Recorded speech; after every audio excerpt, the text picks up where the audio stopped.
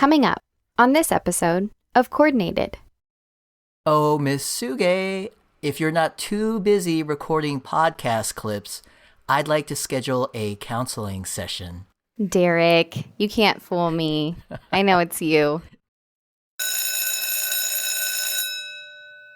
Greetings, AP coordinators. Welcome to Season 4 of Coordinated. And welcome to a new school year. Season 4 of Coordinated will help ensure it begins on a high note for AP coordinators.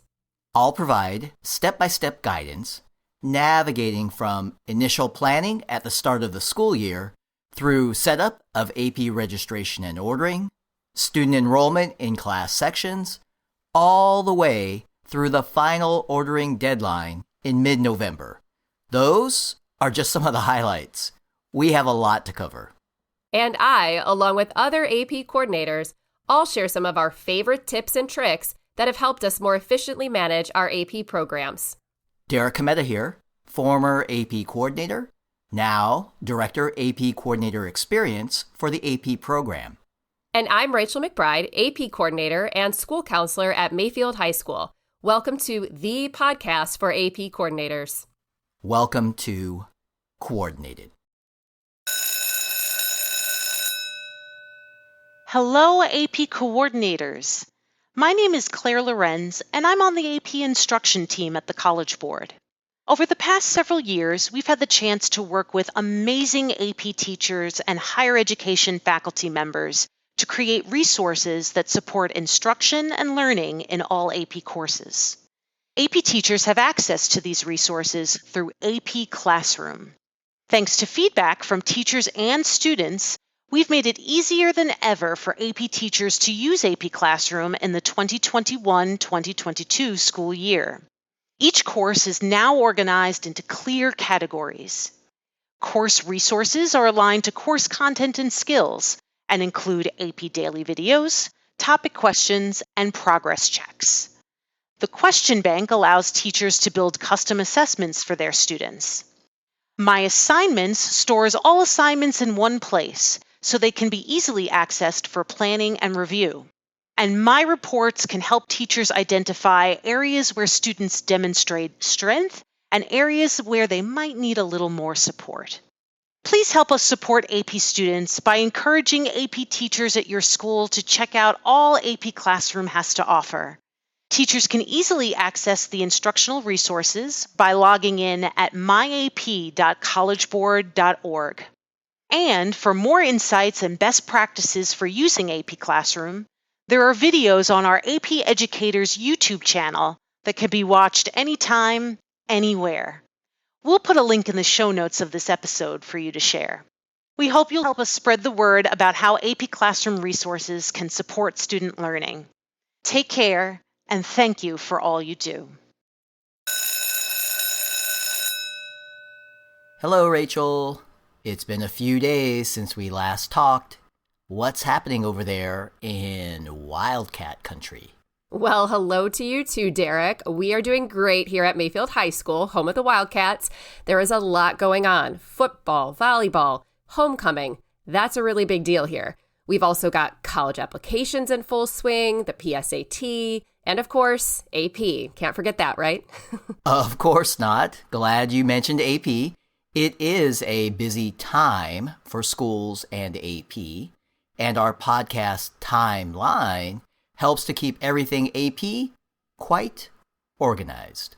Just as we like it, organized. And this is Season 4. Otherwise known as Steps to Success. We started this season with episode 68. So for new listeners and or new AP coordinators, that's the starting line. And checking the podcast feed, we see the steps to success begin with the episode titled Initial Planning. That's right. And then subsequent episodes included conversation on access codes and setup, the exam decision indicator and class sections. We also covered student accounts, join codes, and student enrollment. And then more recently, we've talked about tracking and chasing down students to complete initial student enrollment, episode 75, That was a fun one. Mm-hmm. And then our last episode shared some thoughts on collecting AP exam fees. That was episode 76, bringing us to... Episode 77, exam only. Derek, I didn't hear a drum roll there. Sincere apologies, Rachel. I was bringing up the PDF of the AP Coordinator's Manual Part 1 for reference, so apologies. A little slow with the sound effects. That's all right. No drum roll needed. This topic speaks for itself. How about we mix it up this time? I'll start with some background on exam-only sections. Sounds good. I like to think of an exam-only section as a type of class section. We coordinators use the exam-only option to create sections for students taking an AP exam at our school. And this is the key part. They are not taking the corresponding AP course at our school. Again, exam only is used for students taking the exam, but not the course. Hence the name, exam only. Exactly. And these exam-only sections are created by AP coordinators only. AP teachers cannot create exam-only sections. And Rachel, after creating an exam-only section, multiple students can be enrolled in the same exam-only section, correct? That is correct. So, exam-only sections are for independent or self-study students attending your school who want to take an exam for a course in which they're not enrolled, or an exam-only section could be for students who attend another school but are testing at your school, or homeschooled students testing at your school, or virtual school students testing at your school. As I said, multiple students can be enrolled in the same exam-only section. And Derek, I've encountered all of those situations. Not all of them each year, and certainly not all of those different types of students for every subject, but I do have some. My most common exam-only students are my own Mayfield High School students who are self-studying for an AP exam, often because taking the AP course just didn't fit into their class schedule. Makes sense to me. And what's the exam-only enrollment process? What's that like at your school? How do students enroll in the exam-only class sections? So I'm the one who coordinates with students on this. AP teachers cannot create exam-only sections or see the join code for those class sections. First, I create the exam-only section. Then I give interested students the join code for those exam-only sections. Students use the join code to enroll.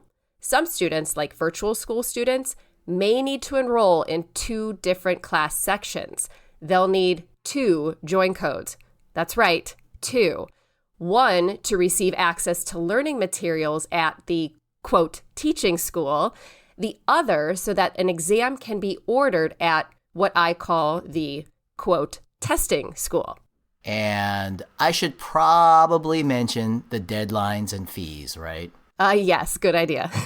So ordering deadlines and fees for exam-only students are the same as they are for all other students. There are a few exceptions. Please see the AP Coordinator's Manual Part 1 for specific information. Always good to have my best friend, the AP Coordinator's Manual, downloaded and ready for reference, specifically pages 64 to 65. We'll put a link to that in our show notes. And now, AP coordinators, now it's time to gear up for our newest segment. It's something we're calling On the Road with Rachel. And you might be asking, Derek, what road are we on? Why? It's the road to success, of course. That's right. We've been steering coordinators along this road with step-by-step guidance. Now it's time to accelerate a bit.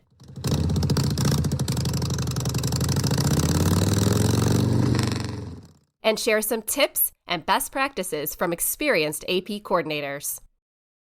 So Rachel had to run. She said she had to meet with some homeschooled students who want to test at her school. Or maybe that was just my coincidental imagination. Either way, it's time to make a quick call to a friend for an equally quick best practice to share.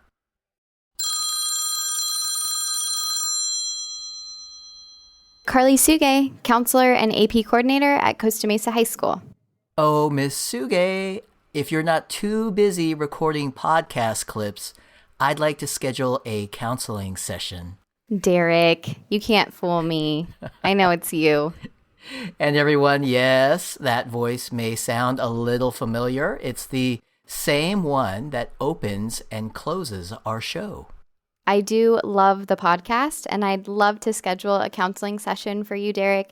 How does next January sound? I'm a little busy right now. All right, well, how about if I take just 2 minutes of your time right now to get your thoughts on something? We could use some sage advice from a veteran AP coordinator. Well, since you asked so nicely, go for it. Rachel and I were just talking about exam-only sections, and so I wanted to talk to you about learning resources for those students enrolled in exam-only sections. That is a good topic. I get this question all the time, and there is good news. Students in exam-only sections have access to AP Daily Learning videos in AP Classroom and any other high-level course resources that do not have to be assigned. Exam-only students do not have access to AP Classroom assignments from AP teachers, and that's because assignments are only accessible by students enrolled in a teacher's particular class section. All right, well, thank you for that. That makes sense. And Carly, you have been helping AP coordinators all over the world through the AP coordinator workshops. So I'm curious, what's one way schools can support students in exam-only sections? This is a really good question. Okay, and I think I can give you 3. So 3 ideas I've heard from other AP coordinators in our AP workshops. So first, some AP teachers host review sessions for students when April rolls around. And one way is to invite the exam-only students to those review sessions to provide them with some extra support. Second, some schools have practice AP exam sessions for their students outside of the normal class period, and inviting the exam-only students to participate is another way to support those students. And finally, third, simply let your AP teacher know who those exam-only students are. Sometimes teachers will take it upon themselves. I know that some of my AP teachers really go out of their way to be helpful and supportive to all students. Great ideas. And speaking of helpful and supportive, thank you, Carly, for your time today. We appreciate your help and support. I'm happy to help, Derek. And the work that we counselors do and the work that we do as AP coordinators, it's, I do know, but please say it anyway. Good as gold.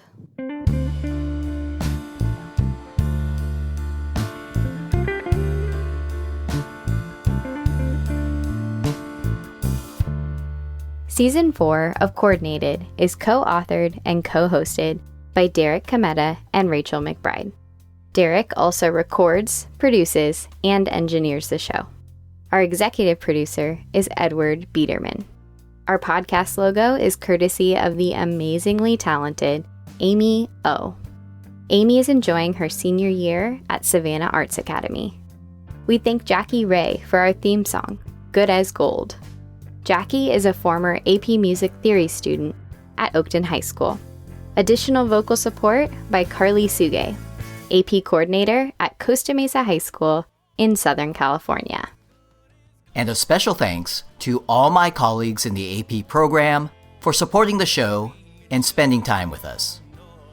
And AP coordinators, we cannot say it enough. Thank you.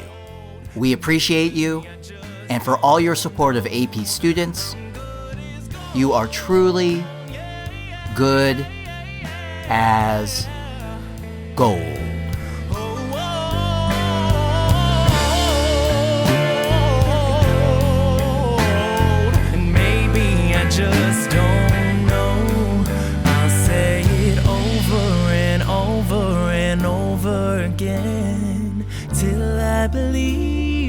so.